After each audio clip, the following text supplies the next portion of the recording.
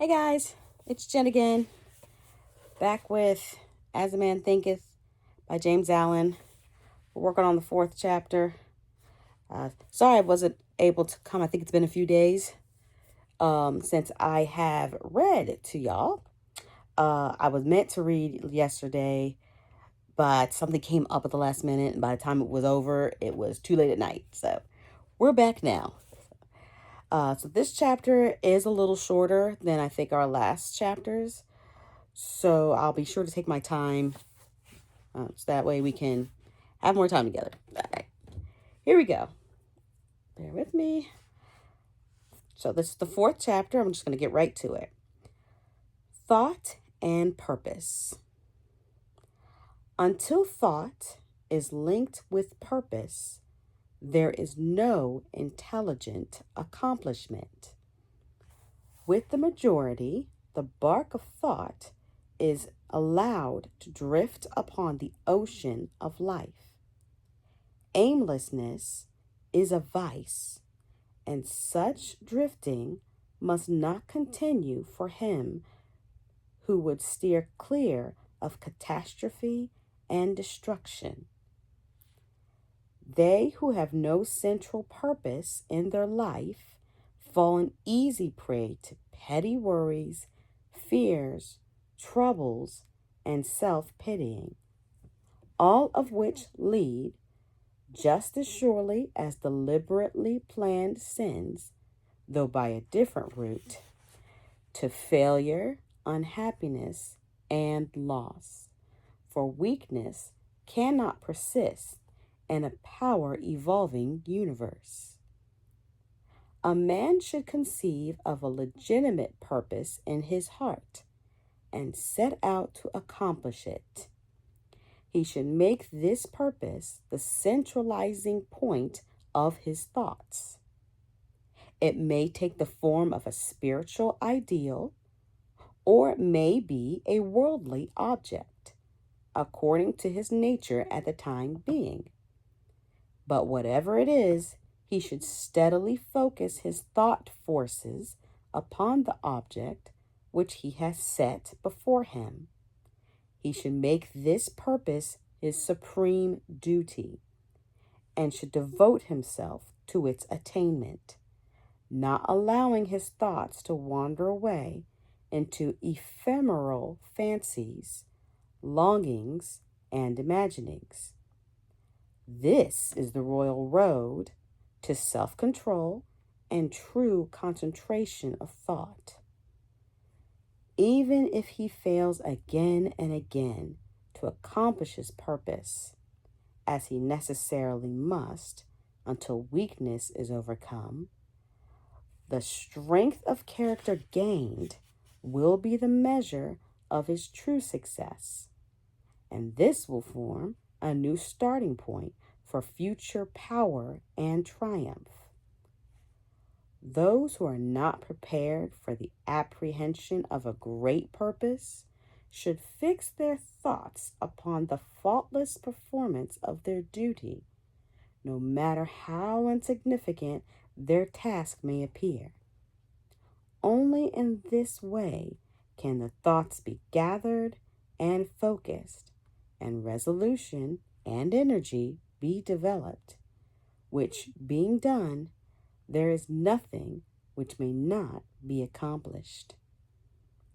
The weakest soul, knowing its own weakness and developing this truth, that strength can only be developed by effort and practice, will thus believing at once begin to exert itself, and adding effort to effort, patience to patience, and strength to strength, will never cease to develop and will at last grow divinely strong.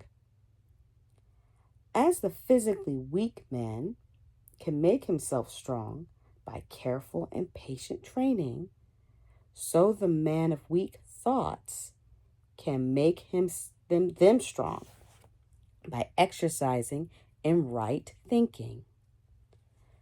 To put away aimlessness and weakness, And to begin to think with purpose is to enter the ranks of those strong ones who only recognize failure as one of the pathways of attainment, who make all positions serve them, and who think strongly, attempt fearlessly, and accomplish masterfully. Having conceived of his purpose, a man should carefully mentally mark out a straight path to its achievement, looking neither to the right nor the left. Doubts and fears should be rigorously excluded. They are disintegrating elements which break up the straight line of effort, rendering it crooked, ineffectual, useless. Thoughts of doubt and fear never accomplish anything and never can. They always lead to failure. Purpose, energy, power to do, and all strong thoughts cease when doubt and fear creep in. The will to do springs from the knowledge that we can do. Doubt and fear are the great enemies of knowledge, and he who encourages them, who does not slay them, thwarts himself at every step. He who has conquered doubt and fear has conquered failure. His every thought is allied with power, and all difficulties are bravely met and wisely overcome. His purposes are seasonably planted, and they bloom and bring forth fruit, which does not fall prematurely to the ground. Thought allied fearlessly to purpose becomes creative force. He who knows this is ready to become something higher and stronger than a mere bundle of wavering thoughts and fluctuating sensations.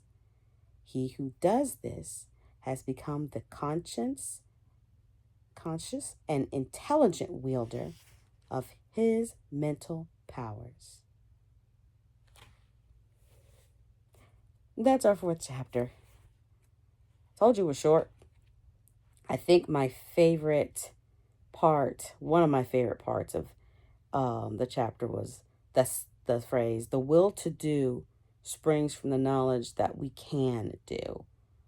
Once you realize that you can do something, even if you have that doubt and fear, you push the can do part, the will to do comes out. It just shows up. I've seen it happen in my life more than once. My other favorite part was talking about even if you fail again and again, as long as you keep your thoughts right, you'll eventually push through. So definitely remember that. Tell me what your favorite part is in the comments. I will be back soon with the next chapter, so be ready for that. Thanks for listening. Have a good one.